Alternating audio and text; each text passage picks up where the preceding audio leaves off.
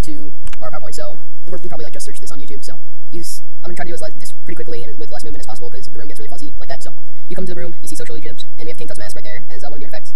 And right here you have the Pharaoh's mask, and the Pharaoh was top of the social classes, and basically all of his orders would be done. The person who would take all of his orders would be the vizier, which is right here, and the Pharaoh would directly give his or her orders to the vizier, and the vizier would make it happen. For example, the pyramids and the Sphinx.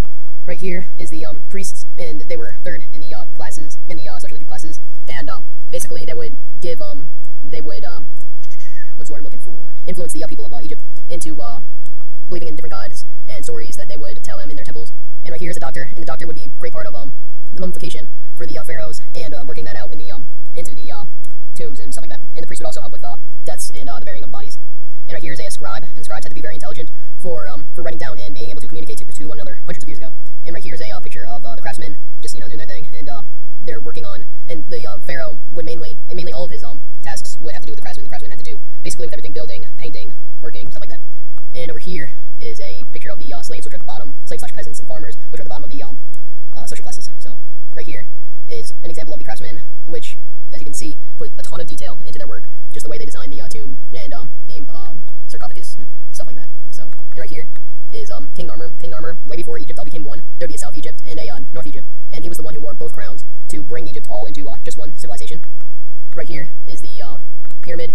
Right here, it's kind of annoying to get this thing into view, but you can see the pyramid was built by craftsmen and peasants, and it was used for the burying of the pharaohs because they had such high power. And here's another picture of the priests, and the priests were a great influence because religion was a great part of the Egyptian society, because they would let them know to believe in one god or multiple gods, and they would tell them different stories of how the sun came to be and orbit the moon and stuff like that. So down here is a scribe, and that was also a wall painting that was preserved in a museum. So here right here is a scribe, and you can see how complex their language was years ago in ancient Egypt. And I believe they would read right to left, but I'm not positive on that. So right here is another one of the craftsmen's work, and these were preserved from a tomb, I believe. And you could tell even their pottery was done just as well as some of the pottery that is done today without the modern equipment that we have. And right here is a picture of a scribe that is actually teaching. You can see the scribe in the hand, and I believe this is bronze, but I'm not quite sure. In this final room of the exhibit right here, I might be taking too long, so this might be cut out, but it's just the Pharaoh's room, and we have a lid from the 3D warehouse.